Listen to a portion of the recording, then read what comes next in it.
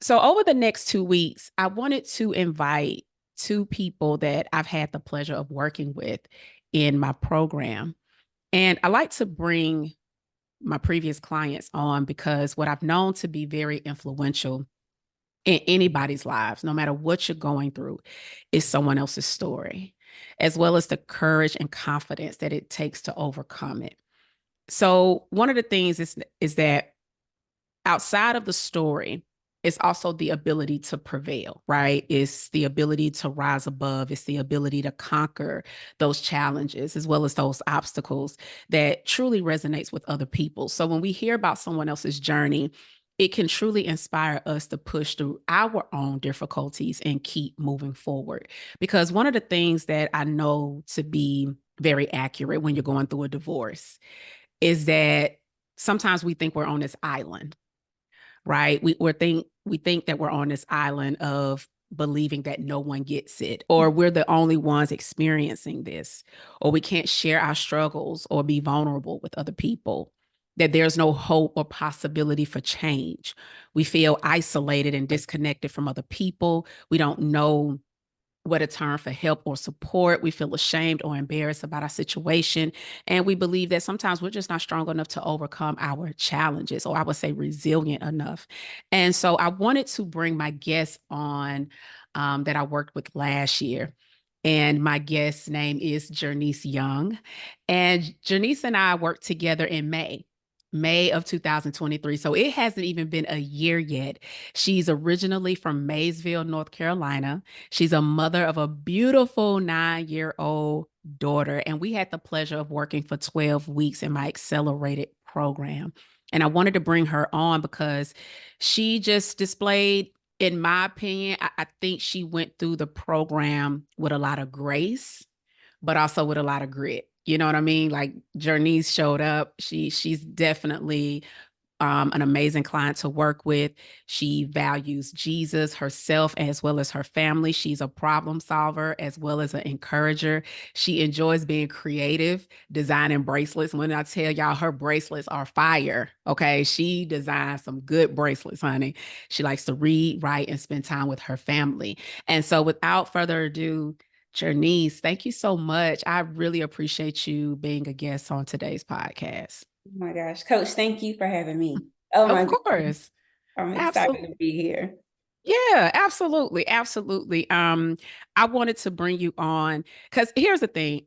All of my clients are amazing. Let me put that out there. I'm being honest, y'all. I said it on a podcast a couple of weeks ago. I was a guest on somebody's podcast. And I'm gonna say every client that I've worked with has been amazing. And there's no doubt about it. And Jernise was one of those clients. And I wanted to bring her on because like I said, we work together. She's a mother of a 9-year-old daughter. She works. You're an accountant, right? Oh no, that's not my ministry. I'm a Okay. consultant, accounting How did me and I get it? numbers. It's How okay. did I get accountant? I don't know where that came from, girl. What I don't know. Tell the people what you do. What's your So profession? I am a business consultant. I do like project management, program management, process management. You want to manage and solve. That's pretty much what I do. I've been doing consulting for about 16 years now. Okay. So yeah, she's that process driven. And I should have known that based on the assessment we did in the program. I don't even know Yep. what I was thinking. But yeah, so we got her profession. She's been doing it for 15 years. And let's go back down memory lane because I like to paint a picture. I like for people to see the journey. How long were you married? Oh, I was married about 2 years. So it was a pretty short stint for my Wow. marriage. 2 years. Yep. Wow. And it's crazy because people would say 2 years, you didn't try, you didn't do anything Uh-huh. for it to be 2 years, right? Because when we see people Yep. been married for decades, Right. that may be looked at a little different as they put forth an effort, but then you got out after 2 years. You Right. said that this is time to dissolve. What got to the point of saying I can't do this another year? 2 years is all I got.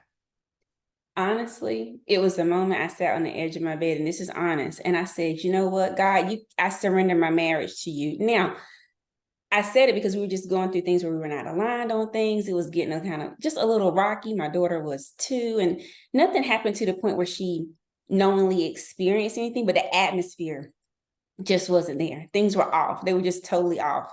And I was trying things, and in all fairness, let me say this, in all fairness, Mm-hmm. I wasn't supposed to be in that situation in the first place. That's Okay, let's talk. let's go Yeah, there. Okay, that's let me what start this there. is. Yeah, we want to Yeah, be honest about this. it's We don't true. want this. Yeah, so you said that. I wasn't supposed to be there. So let me go and take Mm, it all the way back for someone who's okay. like, what the world? Okay, so this is what happened. I ended up getting pregnant with my daughter outside of my marriage. And Mm-hmm. I listen, I was like 34 at this time. Now I'm like older, and I'm still at the point where like, oh my gosh, what does this look like? I can't tell my parents. I'm teaching in children's ministry at church. Like, what does this look like? And so my ex, what he did, and this was, he honestly was like, well, I want to do right by her, so I'm gonna ask her to marry him. You marry me, and that's really what happened. So he ended up asking me, and I think it was because he knew that I didn't want like the perception. Like I had a perception to keep up. Like I said, I'm teaching in church, you know. I'm this. I'm honestly like, I'm like this good girl. Like, what in the world? Mm-hmm. Look, first comes love, then comes marriage, then comes the baby carriage. I stayed at home, right? You know what I'm saying? And I was like, no, we can't do this. And even though I Mm-hmm. didn't verbally tell him that, he knew. He Mm-hmm. knew, he could tell how I felt. He could tell how I grew up, my family values. So he asked me to marry him. I said yes. Now, mind you, here we go. Like we didn't have like a public like wedding. Like we had something at the church we were going to, really small. Like my parents were not even there. I didn't even tell them yet because I was like, I don't want to ruin the chance of my parents being there. And my dad walking me down the aisle. So we'll get married so that I'm married before I Mm-hmm. had my daughter. Remember, got to have the marriage and the carriage. So let me get married before I have my daughter. Mm-hmm. And then we'll do this again and bring everyone in together. That's Mm-hmm. okay. That's real talk. That's exactly what I did. So technically I was married, truthfully, before I gave birth to my daughter.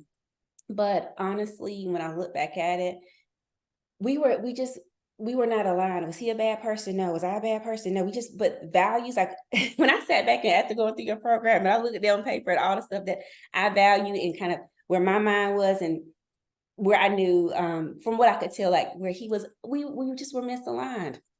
Again, Right. his values and what he chooses to believe and do, that's on him. But I realized I was outside of it, but I was trying to fit things together so it looked good on the outside. And so that's Mm-hmm. why my marriage lasted 2 years. It lasted 2 years because it really, when I sat back and after the Lord was finally like, because like I said, I fast forward, I sat on the edge of the bed and I was like, okay, God, you can have it. The conversation I should have had with him before I got married, I had after I got married, which is, okay, you can have it's your way. What do you want to do? And I'll Mm-hmm. be honest, Tanya, what I thought was going to happen, I thought he was going to change things. Like, you know what I'm saying? Like I thought God's going to come and change, change my ex-husband, maybe change me. And we would carry on and we would just be new. And that's not what happened. 2 years later, I mean, 2 years, sorry, actually 2 weeks later, after I said that prayer on the edge of my bed, we ended up having a little situation. And basically it ended up in him saying, hey, look, I can't do this. I'm done. And I will never forget. I sat there the whole day. And typically after he said those things, I'm like, the woman, and he was like, no, I can't, we can't give up. Let's talk. Let's go to therapy. And I sat there the whole day and we didn't say much to each other. We said nothing, as a matter of fact. He went out somewhere. I literally sat in my car the whole day before I had to pick my daughter up. And I'm praying, I'm like, God, what do I do? And all of a sudden this thought comes to me, if he meant what he said when he said he was done, let it go. And I was like, let it go. Like this is not what we're taught. Like you said, we're taught to fight. You fight for it. It's a marriage.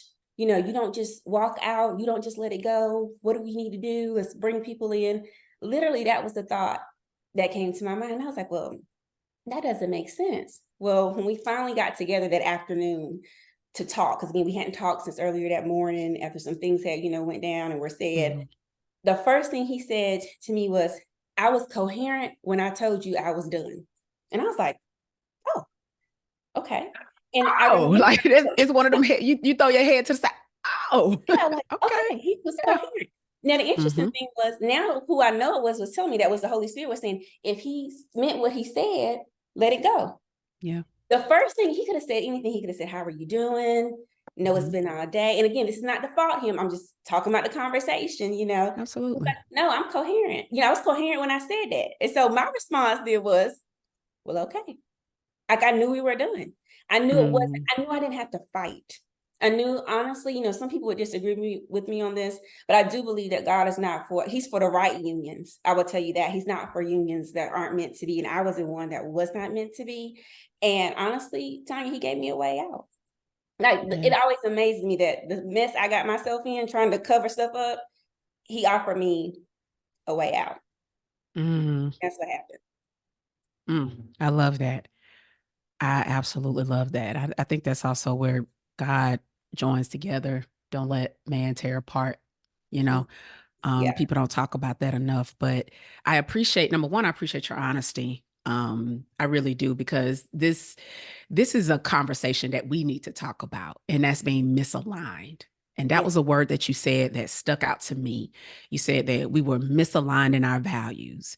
We were misaligned in, I'm sure when the values are misaligned, it's really hard to even build off that, because the values is really the foundation first, right? So let me ask you a question. What was some of the things that you felt like were misaligned? So we came from different backgrounds. Okay. Hmm. My background with my, and I say this carefully, I had my mom and my dad in the household. And so just foundationally, like how our family was structured, we didn't have a hustle mentality. When I say hustle mentality, it was like, we got to make ends meet. We got to do. Like, I kind of had this, like, I don't know how to feel like I had a home where there was safety. And him, on the other hand, in no fault of his own, he had a home where it's like, we got to grind, we got to hustle. His dad wasn't necessarily in his life when he was growing up. So, his mom and his grandmother, aunts did, wonderful job, raising them and good. Right. We got to make this thing happen. And so we had two different viewpoints of like what a home and kind of like how we approach things should Hmm. be. Okay. So it was different. Like, he would often say, he's like, I bring struggle. I come from struggle. And see, for me, I didn't. So I didn't have the mindset of like, it's okay. Like, to me, it's not okay if my lights get turned off. That's not normal for me. That's not okay. Like, Right. we don't do that. Hmm. I know things happen, and I don't say Right. that anyone who's gone through things, but I'm just like, that wasn't a norm for me. So when like stuff started going downhill, or we can't have enough to pay this and do that, I didn't know how to respond to that, because I'm like, I don't respond like that. I'm not okay like with waiting to get to the last straw before we just see how the chips fall. Like, that just wasn't my thing. So our mentality, how we approach things like in our home was different. It's because of how we were raised. Foundationally, and I'm gonna say this too, foundationally, even from a belief in God standpoint, it was different. Like, I was raised, to believe in God and believe in Jesus. Now, I chose at an older age to commit to that more than, I was just raised that way, but I chose to commit more. He wasn't. He was raised in different ways. But I will say, when I met him, he chose to, like, hey, I'm gonna go to church, I'm gonna believe in Jesus. But I honestly tell you, when I think about it, I think sometimes you're influenced by people that are around you. And I think he knew that those were my values. And it was kind of like, okay, then we're doing this church thing. But deep down inside, he had questions. He had other beliefs. He wanted to explore other things. And we were not aligned on that. I mean, I'll never forget, we had a conversation. We were driving home to see my parents. I was pregnant at the time with my daughter. And somehow it came up, we were talking, and I was like, oh yeah, like, we're gonna go to church. And he was like, I was like, I'll make sure she goes to church. Our kids should go to church. And he was like, well, I think they should choose. And I'm like, choose? There's no Hmm. choice. Right. Again, so those are the things it was different. We just viewed things differently. And there were just conversations I never had, because, I mean, come on, I was just like, well, eventually, you align with people, or it looked surfacely that we were aligned on enough to move forward. But when I think about it, we were not aligned on the foundational things. So it was never going to be stable. And I think sometimes what we do in relationships is we hope that as time goes on, the other person might eventually get to where you are, Mm, and you hope that you can influence them enough. But at the mm, end of the day, like, who did I think I was to influence? This man has free will. He can choose what he wants to choose. Like, who do I think I am to do that? What rights do I have to do that? I didn't think about that. But at that time, how we do as women, we're just like, girl, if I'm nice enough, if I do enough, he'll see and he'll want to, no. Like, Wow. that's his choice. He has to choose. And so again, it was just those fundamental foundational things from how we were raised, what we believed, that we just were not on the same page with it. That's all. We just were not aligned. How long were you all together before you all got married?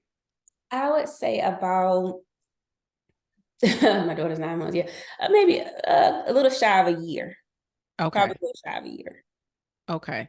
So a little shy of a year. And then you felt the need. You said something else too that I want to talk about because I think this is so important too, and that's the ability to maintain this specific image, Mm-hmm. right? I think that puts a lot of pressure on people to do things that they know in their gut not to do. Let's talk about that. Why did you feel like that was so important for you to do, was to maintain this image of maybe perfection? Yeah, Is that the right word, or is there another word you want to? that's the That's word. that's the word. Hmm.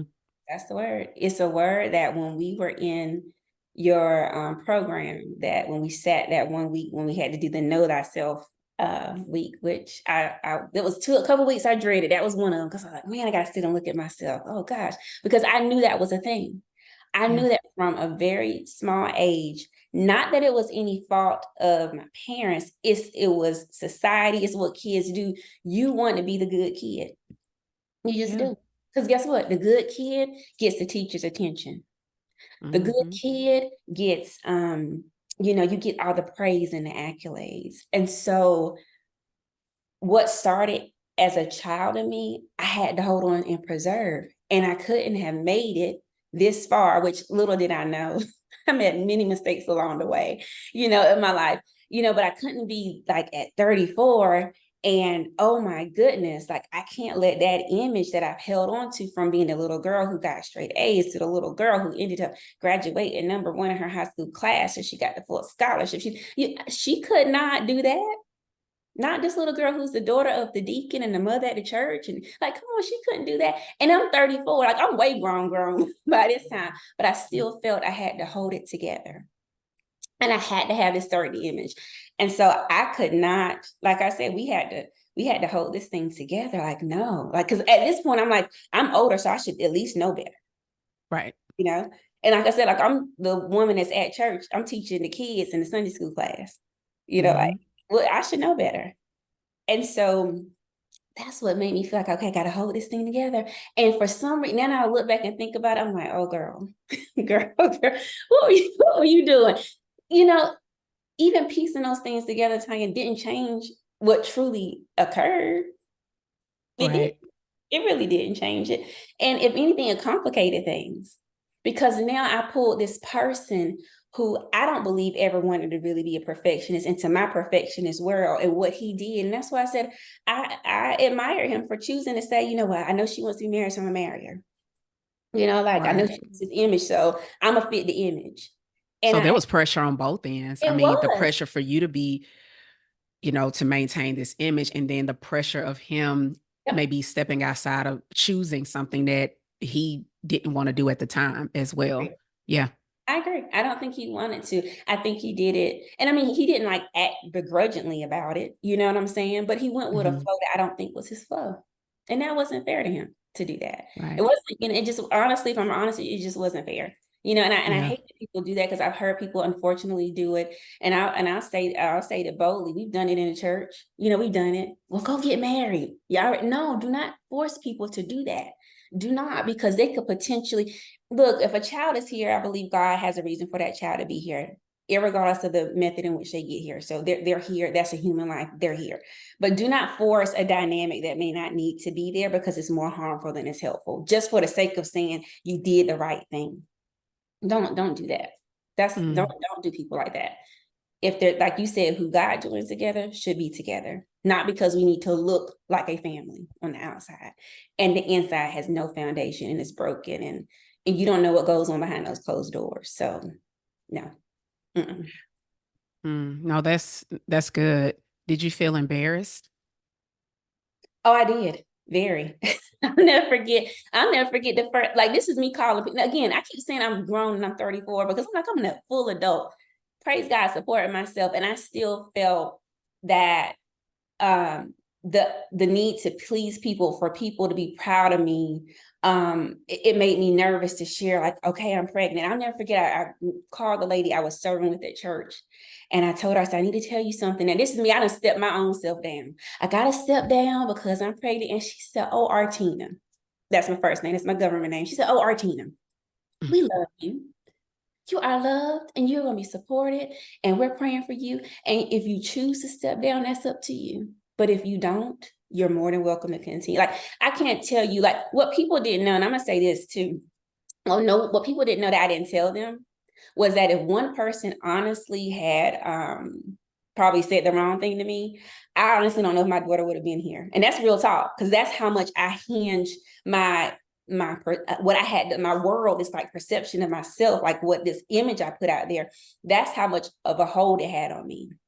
That Of had what other people thought. of what other people thought, that had the Wow. wrong person said, or the right person, I'll say said the wrong thing about my situation, I don't know if I would have had her. And that is another reason why a lot of people didn't know I was pregnant. Well, now I'm gonna put a pin here. My mama said she knew, because she said, I kept having dreams about you, and I knew something wasn't going, was Girl, them something. mamas, girl, you can't keep No, nothing away from them. They we'll know. be having dreams. Yeah, they know. I Yeah. will be having dreams. So when I finally told her, she was so relieved. She said, oh, I'm so glad, because I knew something was going on with you. Because I just, I held it, and I held it because honestly, Tanya, I wasn't sure what I was going to do. I was like, I Yeah. can't do this. What are people going to think? What am I? And everyone around me poured on so much love. So I'm going to say this again for somebody. If somebody's going through something, do not shame them. You Yeah. don't know what they're internally thinking Don't about. have a clue. Don't know what they're going through You either. do not know.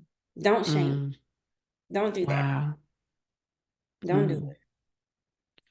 So let's talk about after the decision, right? When the decision was made, um, I think, and correct me if I'm wrong, this was more about caring about other people and what they think, as opposed to you being able to provide and take care of yourself. Oh yeah, Yeah. absolutely. It was Cause hands. they're, yeah, Yeah. What are they gonna think? And the funny thing is, what I realize now, most time, most people, and I say this carefully, they don't care. Like, we think people care a lot more about what we have going on than they really actually they actually do. People have life going on too. yeah. It's really not that serious. Mm, It's not. And now that I look back, and I'm just like, and honestly, here's the thing that God showed me. He was the one who cared. Like, when I realized where I had to actually adjust, where I kind of put my hope at, it wasn't in my, what people gonna think. It's like, what did God think? And what he showed me before I even had her, one, he showed me it was gonna be a little girl. I kid you not, I knew I was having a little girl. And in one of these dreams, he gave me so much. I had just had this outpouring of like love and emotion in the dream. I don't know if you ever had dreams where sometimes you wake up, you crying or something. Like, I had all this love. And that was the moment I knew. I was like, I don't care what anyone thinks. I'm going to do this. And best decision ever. I look at her to this day with her 9-year-old going on 25-year-old self. And I'm like, what would I have done without you? yeah. I tell people a lot of times, God used her to help shatter my walls of perfection. He really did. He used her, because it was even in those moments where I knew, after I knew my marriage was ending, that I knew I had to stand up for me, but for her too. You know what I'm saying? Like, I knew I had to be an example for me, but for her too. I know this, like, she loves her father, and I expect her to love and respect her father. I will never take that from her. Just because things between he and I didn't work out does not mean she should love him any less. She should, Agreed. and Hmm. so she forces me a lot of times, when I think about, just kind of where we are in life, to, what, look, be the bigger person, take the high road. Does this really matter? Like, what does the atmosphere in my home feel and look like?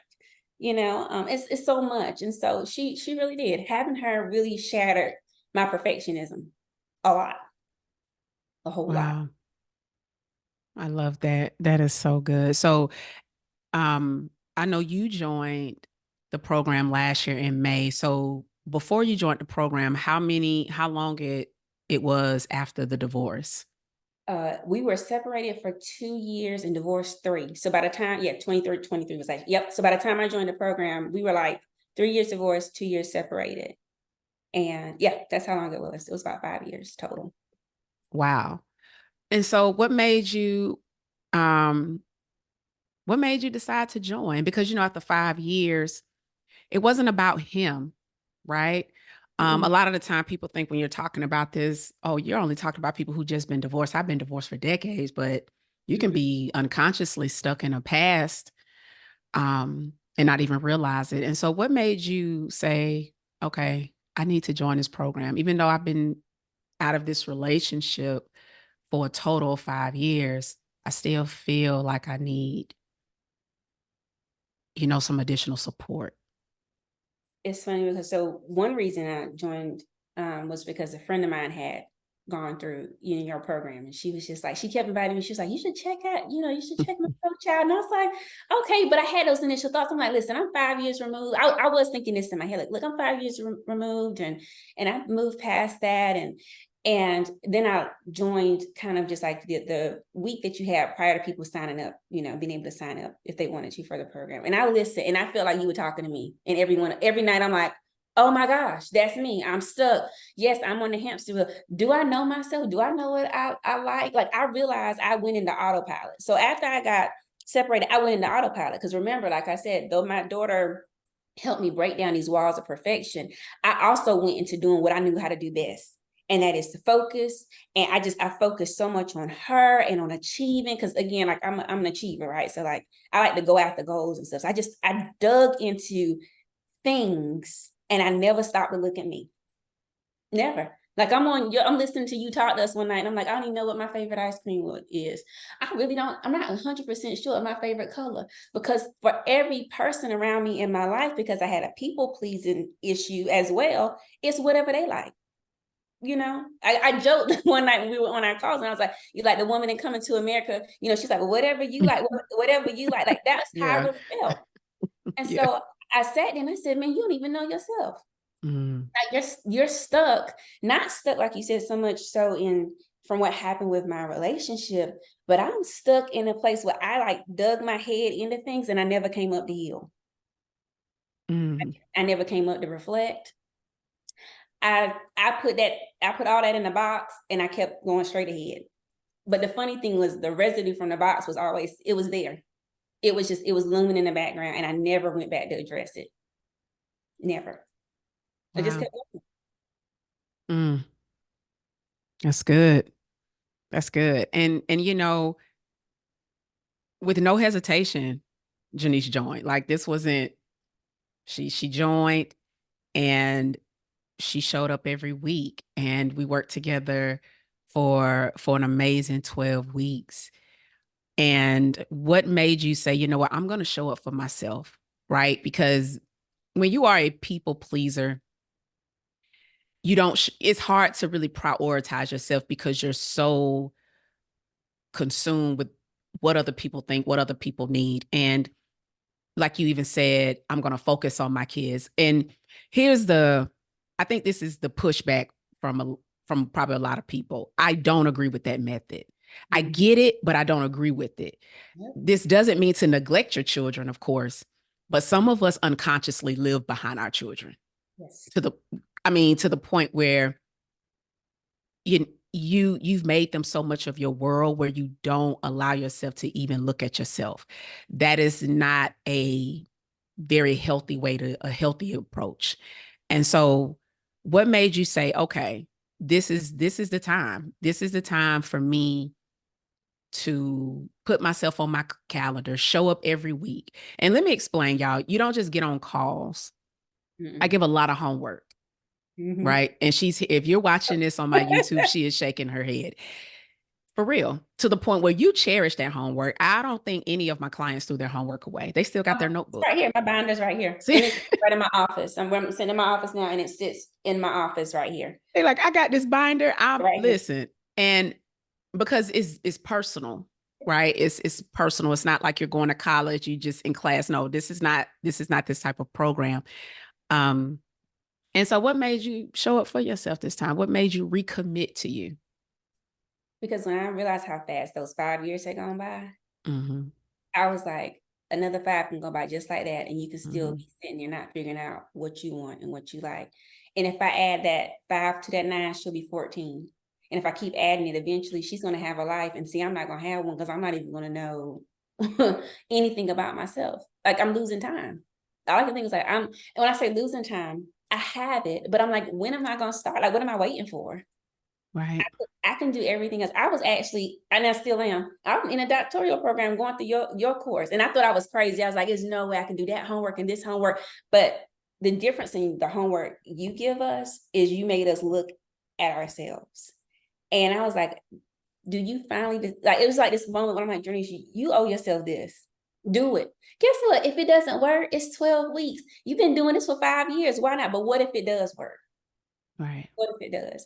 And what I realized is you gave us things that are timeless. That's why this notebook is still in my office. It's timeless. I can pick it up at any time. It doesn't matter what I've gone through. And I went through something at the end of our very end of our program with my family, but I could still come back after that dust had settled a little bit, and I could pick this binder up and I could go right back and say, okay, what do I value? What are my visions? Okay, I had goals here. Where am I? Let me look at them again. I could pick it just right back up. It's like a toolkit that all you have to do is pick it up and start using it, and it Yeah. starts bringing you out, because what it started doing was reminding me again, because naturally you'll want to go back into your old habits and patterns, right? Mm-hmm. Like, it's real easy. I could easily go back into the people pleasing and whatever everyone else likes, but this, right, it'll always bring me back to, whoa, wait a minute. You're a person and you matter just as much as my baby matters, and I love her. But I have a purpose too. I got things I'm supposed to be doing as well. Like, there are gifts inside of me too.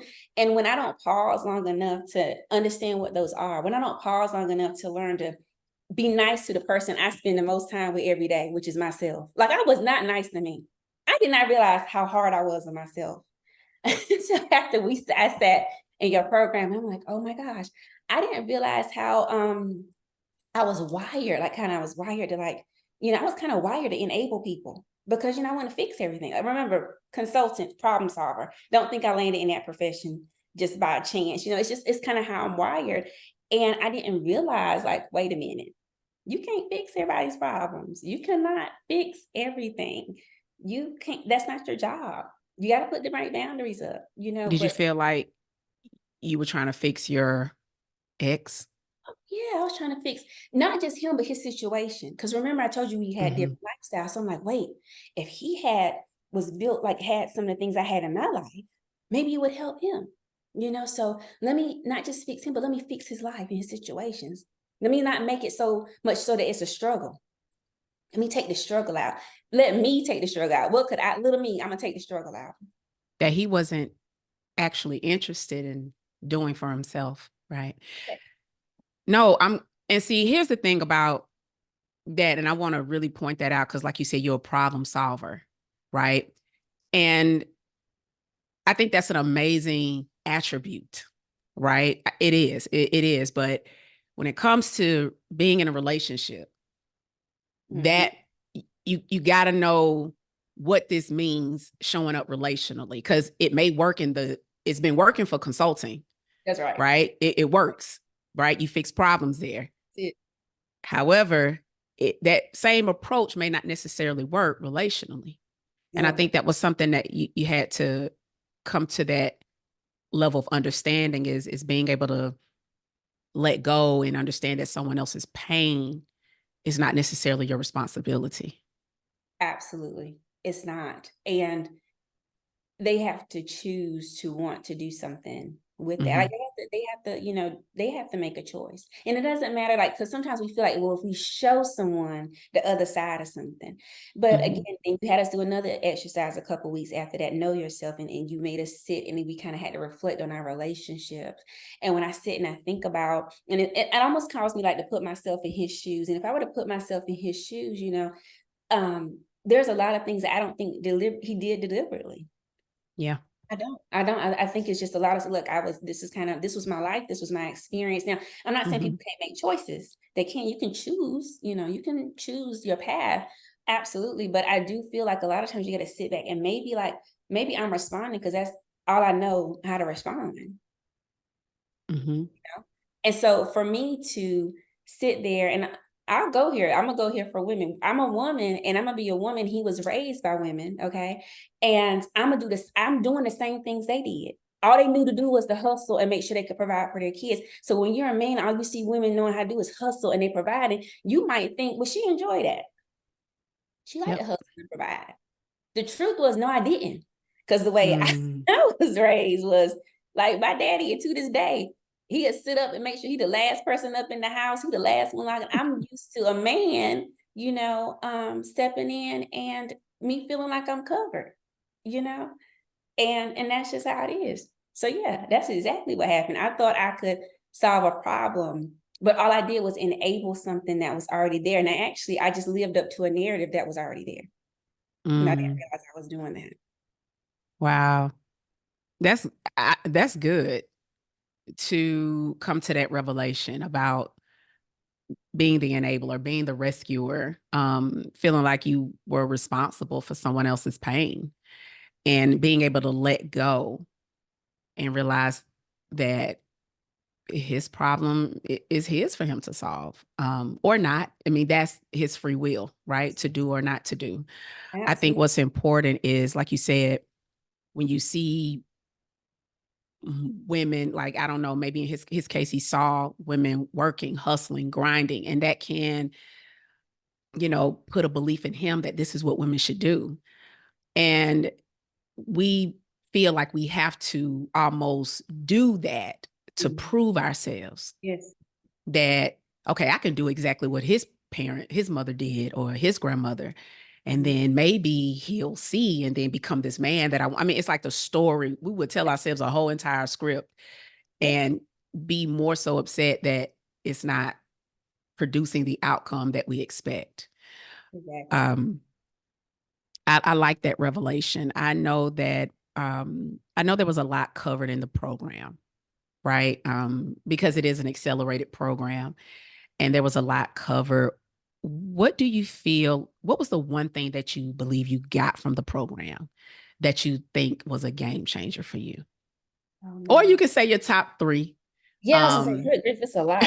It's a lot. Like whoever's going, whoever has the opportunity to go through your program, like just get ready because you think like every day you getting hit with something. I say every day because you're always doing something and you're just like, oh my gosh, I didn't know thought this way. Or, oh my gosh, I didn't know this.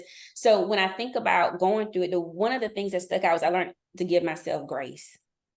Because I do not give Jernise grace. I never let myself off the hook. I'm like, what's the next achievement? Let's go grab it. What's the next thing? Or I should have known better. Grace. Like, give yourself grace. Like, you're a human. You're a whole person that's going to make some mistakes. It's okay. and still gonna make them after the It's program. That's still is it, y'all. The mistakes might be different, right. and they will be because you're Right. different. But I'm telling you, if you think that you're gonna avoid Nope. everything, that's just gonna set you back up for failure. It'll totally set you up for failure. And another thing you showed is like we had to show up, but we showed up in this vulnerably safe space. And so the other thing Mm, I learned was like to come bring it, like bring it, bring you, bring yeah. the you that day that man, I said this today, or I did this, or I didn't realize, like we had to bring that because I realized, but it was a safe place to bring it because you would ask us things like, well, tell me more about that. And so you made us sit and kind of sit in and let's think about it. Let's work through it instead of either beating yourself up so much that you couldn't get up from it. Or like I said, putting it in that box in the closet, like whatever, that's what it was. Like I had to learn to face myself. This program said, look at you. Look at you. And don't look at you with a condemning look, but look Right. at you. Yeah. Okay. That didn't feel good. Why not? Yeah. That felt good. You realize you like doing this? Well, let's talk about that. Like it made us look at ourselves. And a lot of times we don't. And I feel like as women, like we all, and it was funny because when I was doing my bio for this, like it was because of going through this program that I specifically didn't do this in my bio. Say, hi, I'm Jernise Young. I graduated from North Carolina A&T. I have 2 master's degrees. I'm the mother of this. And because that doesn't define who I am. So I Right. sat there and I said, okay, what are my values? What do I value? Okay, I value God. I value my family, I value myself. Okay. What am I passionate about? Stuff I used to define myself by what I thought people wanted to hear and accolades until I went through this.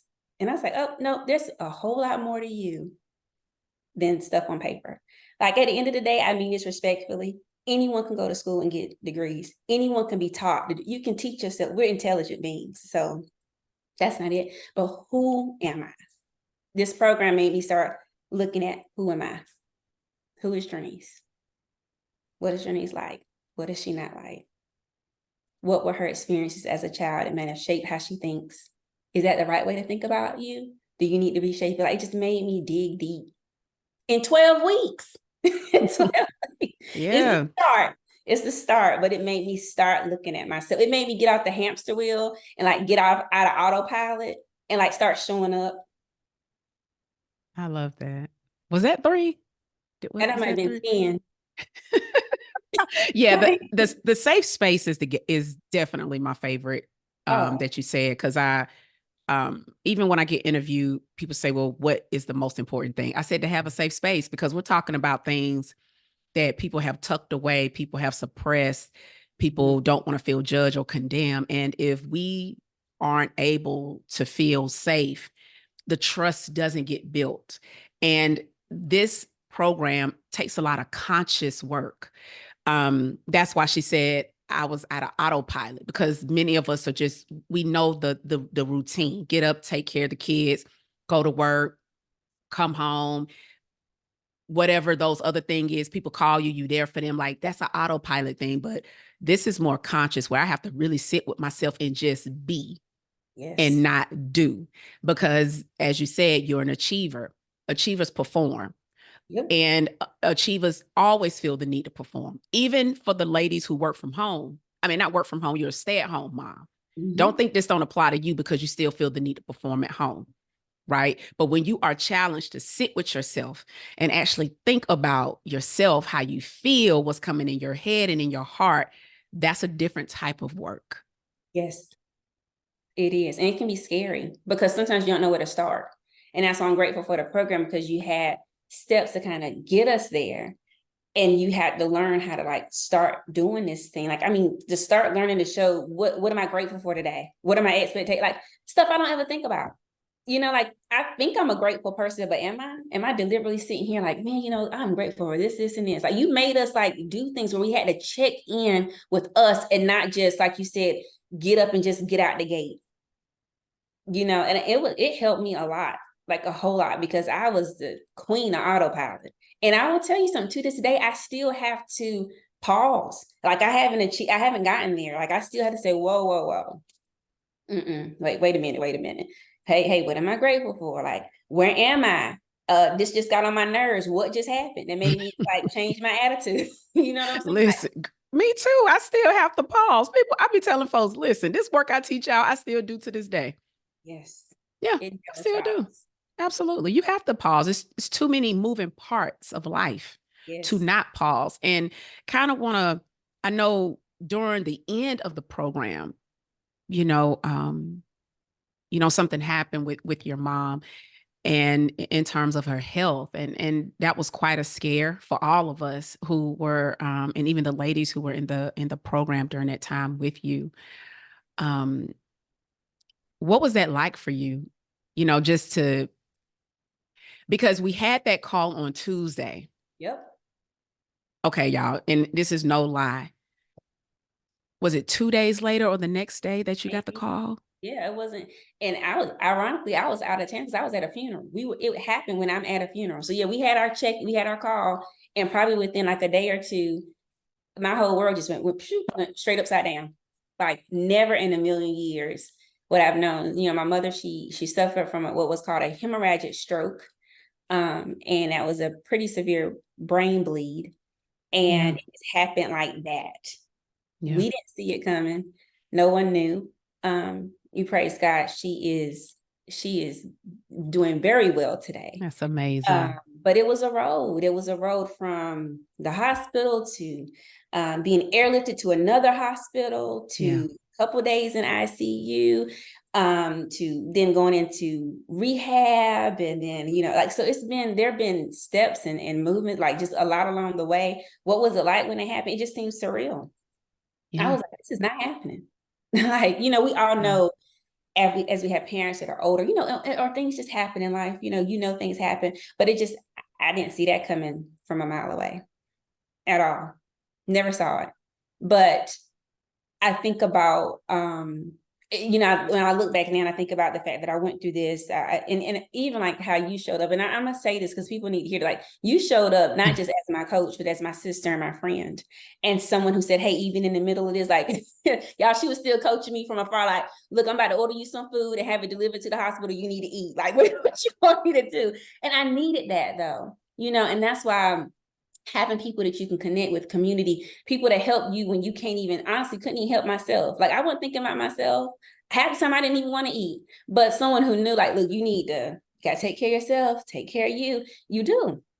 Like, how can I be there for my mom if I wasn't even like taking care of myself? And sometimes you shut down, stuff hits you so hard, you don't even know how to get straight back up and figure it out. Mm-hmm. But I'm grateful. I'm grateful. I Yeah. was in the program at the right time. Yeah. And I know, number one, I'm so glad to hear about your mom. That is just, that's always a blessing to hear. And I know we talked week before last, and you said that your dad had to release you. Because I want Oh to talk yeah. about that. Because Yeah.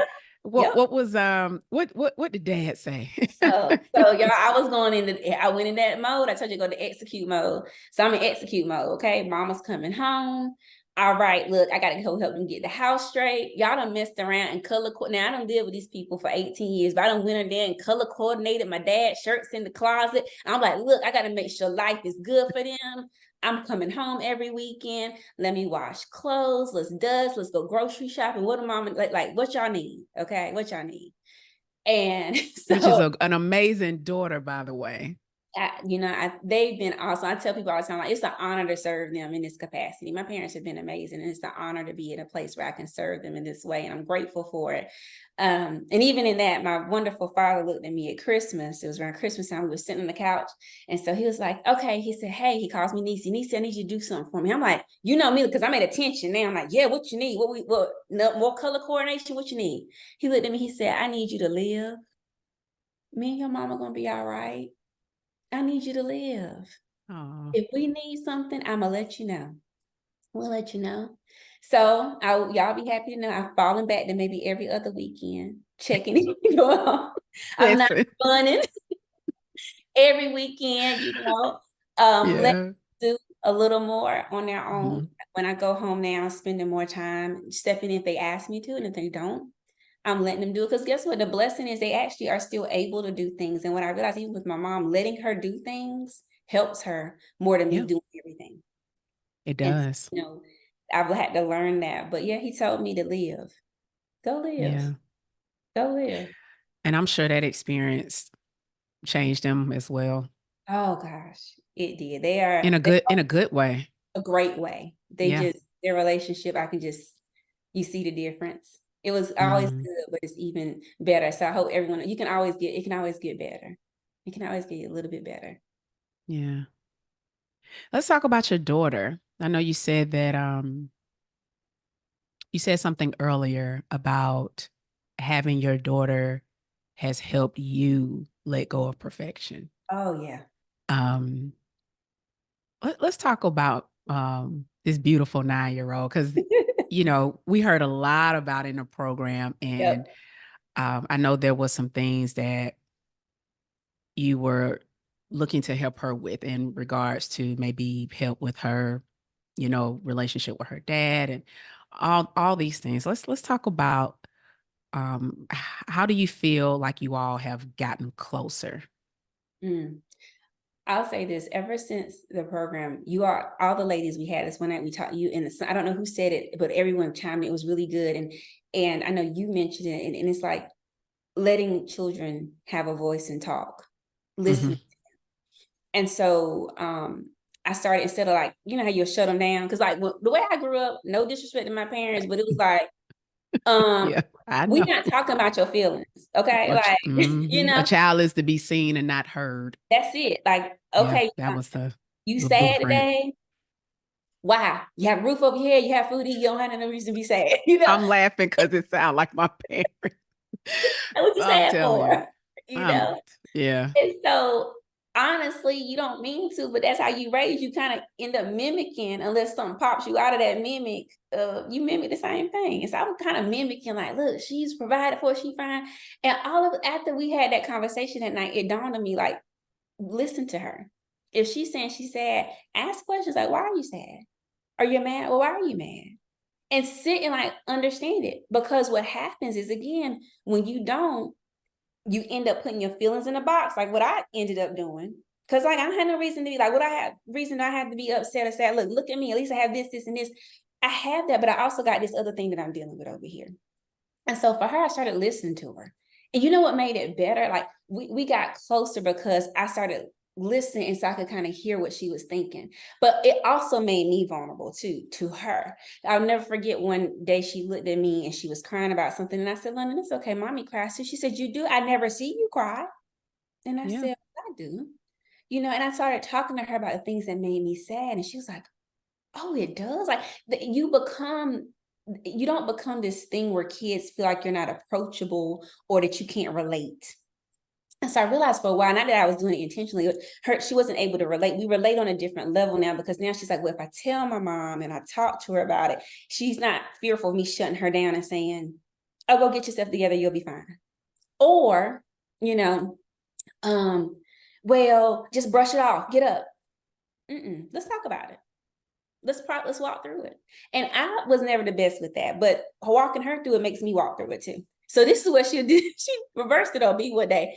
And I was dealing with something. I was like, well, just London, look, mommy's got a lot going on. I'm a little stressed. She said, well, mommy, let's talk about it. let's talk about why you're stressed. And I would tell y'all, be it all about 40 something years of self, sat right there and started talking to her about it. Yeah, I did. I started talking her through it. And it helped me feel better. You know, I still had to do some things, but it's changed our relationship. I realized being That's open good. is listening to them. Let them talk. Let them tell you. Don't sometimes, you get afraid of what kids are gonna say because they're real honest. It's all right. Just let them let it out. Because now I'm hoping we're starting to create an environment here with me and her in a relationship where she feels she can come to me about anything. And that's what I'm hoping for. Because I want to hear it. If there are things that she doesn't understand. Like a lot of times she asks me questions about, me and her dad. Like, well, I don't understand why y'all weren't married. Those are hard questions. Hard questions. Yeah. And every time, like she would say, like it would send me into a tailspin because again, remember that perfectionist part of me felt like I let her down, and Mm-hmm. like now she doesn't have a 2-parent household, and but she's asking a question because she just wants to know. So I just tell her the truth. Hey, look, mommy and daddy love you very much. Our love for you has not changed just because we're not together. You're Right. very, but we're better off this way. It's better for daddy, it's better for mommy. Yeah. And a lot of times explaining that to her, even though she may not get it all now, but I can tell like it kind of settles her spirit. But I have to let her ask the questions, even if it makes me feel uncomfortable. Correct. No, I absolutely love that. Um, and I know we kind of wrapped up the program around August, Mm-hmm. and I know we're close approaching to March now. What is life like now for Jernise?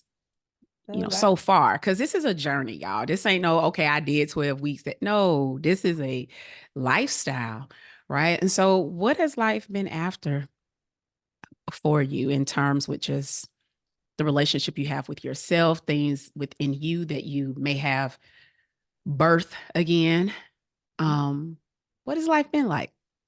Well, one thing I will tell you is when we were in your program, like we Mm-hmm. had a portion of the program where we talked about our goals. And one of the goals I had that I was accountable to was like the bracelets. Like, I'm gonna make these bracelets, I'm gonna make them. And I did. I made 50 bracelets that I was supposed to go to a vending event Mm-hmm. to sell, but because of what happened with my mom, I didn't go. And Right. so I came home and all these like bracelets are on my counter because I'm supposed to be like, my life was crazy. My house was crazy. And it was Christmas time. It was December. And I'm sitting there and like the Lord is like, well, why don't you like sell them online, like for Christmas gifts? And I'm like, okay. And I'm thinking, but it's kind of like, I'm like, I gotta have a campaign. You know, and he's like, no, just start going live, like do 12 days of Christmas. Like, so start going live, invite people, send this to people you know, and just talk and let them know. And I did it for 12 days. And I sold over half of those bracelets. Now, mind you, the interesting thing is I went back to look at my goals because we had goals that you gave us. And I even because I calculated, I was like, hey, I want to make at least $1,000 with my bracelets. I wrote that down. I went back the other day and looked, didn't think about it at the time when I was doing the 12 days of Christmas thing, because I was just being obedient. I'm like, I'm gonna do this thing. I just wanted to get past that fear. Like, let me just do it. And I hit that goal, not intentionally, but I hit it anyway. But there was intention because you made us take actions to do a certain thing. Mhm. And so what I learned after that was just like, it doesn't have to be perfect. That coming from the person who wants it perfect, it doesn't be perfect. Just put it out there, Yeah. you know? And so that was great. And that has me to the point where I started connecting more with the vendor that I've been getting my beads from. I'm signing actually this week. I'm signing filling out a form to being at an event in April that's coming up at this women's event. So I plan on going to do that. And even just sitting down and planning out how to continuously make this like something that I continue to do. Like, how can I kind of get a little more traction around this and push through it? So that has been amazing because I've been trying to do, honestly, Tanya, I've been trying to do that for like 4 years maybe. And I would just start and stop and just kind of little bit do things at a little bit at a time. But this has been the first time that I pushed all the way through. So that has been exciting, really Oh, exciting. I love that. I love that. And her bracelets, oh my God, those bracelets are so beautiful. You do a great job because, honey, if it was me, Yeah. um, let's just say beads everywhere. Okay. Let's just, it's not my ministry. Everywhere, girl. Just you put it on, it's falling off. They'd be like, So listen, I stay in my lane. But I'm gonna tell you something. She has some amazing work. And I'm so glad that you tapped into that side of yourself. Um, to just do something that you enjoy, communicating with your daughter on a different level, and also approaching relationships differently. I think there's so many different things you get from this program. It's not just about divorce. No. You understand what I'm saying? I think it's safe to say that that's a portion of it, but it's a lot more deeper than that. And how do you believe that how do you believe that your approach to relationships will be different now? Because the work comes in when relationships show up, right? Because we can get all the information, but when we're presented to approach this relationship differently, then um that's when we're put to the test. Oh my gosh. Yeah. So for one, going into relationships, not like I used to say I do it all the time, and I would like I'd be in a relationship and I would know his first name. Oh, your name is Tony. Your name is Tony. Your last name is Tony Moore. And then I'd be like Artina Moore. Like I'm already down the aisle I'm before laughing you know because the that's so person. true. You know, Yeah. and so like what's different now is really just getting to know somebody and being honest. You know, being honest. Like Mhm. if we're not aligned, we're not aligned. You know, we make breakups seem so detrimental. But I'm gonna tell you Yeah. what's detrimental. What's detrimental is being someone you're not, influencing someone else to be someone they're not, and then trying to force a fake facade that's not real. That is hard and it's horrible. Like, do not Yeah. do that. So what I've learned is like to show up and be me. You know, like show up, like what I like, say how I feel, because that's the me that's gonna continue to be there. And the interesting thing is I'm gonna keep evolving, right? But if I don't show up with point blank of who I am today, I don't do anything for that person, trying to show them something, you know, trying to show someone a part of me or a fake something so they like me. Like what? Like if you don't like me, then that's okay. Like, and being okay Right. with it. Right. Like, rejection isn't necessarily that you're not good enough. No, Yeah, it's we have to stop actually internalizing it as something else or yes, making it be about our value and worth. I yes, think that is a game changer, actually, when you can really draw a line between the two. that's it. And it help and it takes a lot of pressure off too. And so, Uh-huh. like, if you say, "Hey, well, how would I approach relationships differently?" If that person has a capacity to be a friend, I'll be their friend first. That's what I would get to just know you. Yeah. Like, can I friend you? Are we? Because that tells you so much. Can we even be friends? Like, it just, I would approach it differently and not try to be so anxious to get to an end state. To just like Mhm. be okay, and also be okay. Like I said, if it doesn't pan out, I may Right. not be your cup of tea, and that's totally fine. That Because the part. last thing I would want is for you to Seriously. ignore me and you don't want to be there. So that's fine.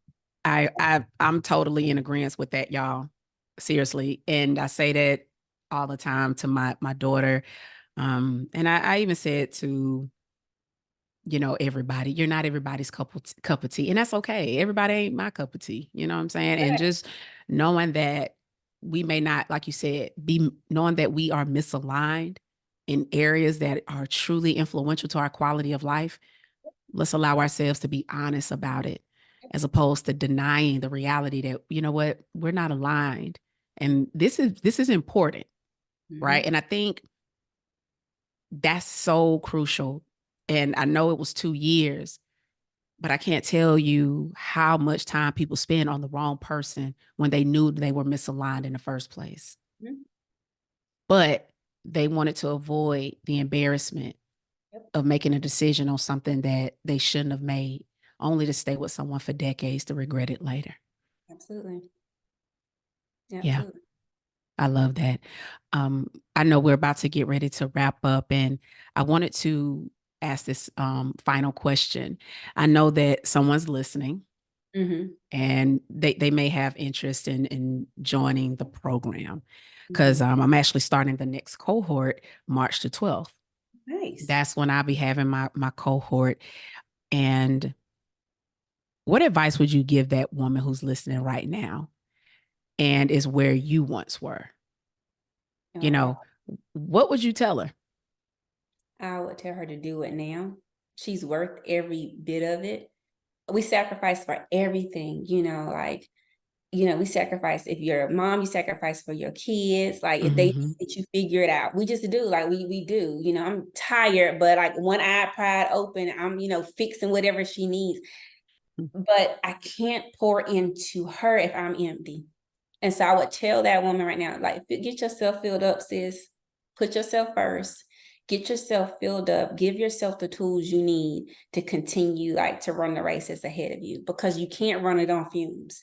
And if you were like where I was on fumes, like everything was evaporated. I honestly, outside the grace of God, which is extremely important, that I was like hanging on by a wing and a prayer. But I looked normal to people on the outside, Right. but I was not. Yeah. So no, take the pause. It's worth it.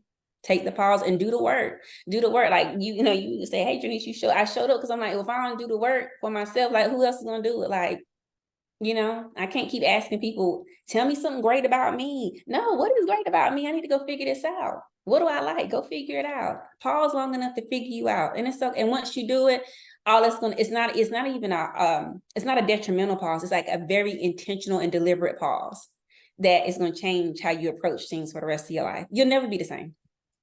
Yeah. It won't. And So that's the goal. That is the absolute goal. I really do love that. Jernise, I just want to thank you so much for taking your time to be on the podcast, but I also want to thank you for allowing me to just be a part of your journey, right? That's very important. When people are letting you in their life, in their world, in their business, that is very sacred. And to trust someone that, yes, you found out about me through somebody else, but then it was out here in these internet streets, right? It's a lot of noise yeah. out here. And to say, you know what, I'm gonna take a chance on myself. However, I'm gonna allow her to help me take that chance. That means a lot to me, and I am forever grateful for that. Absolutely. Thank you. Thank you. Thank you for what you do. For what you do. It changes lives, and you've changed, oh man, so many of our lives. And so we're grateful for you. Thank you for creating a safe space and showing us what it's like as women to support one another in the right way. You know, Yeah. you're not gonna pat us on our back and say, it's okay. You go call us to the mat, but you call us to the mat in love. And we Yeah. need it. We Yeah. need We do. We definitely need that. And so I appreciate you. Thank you so much. And I know somebody, or I would say a lot of people, are going to be blessed by your message today. Thank God for that. I am grateful. So grateful. Yes. Yes. Thank you so much. And you take care. Thank you. You too. All right. Okay.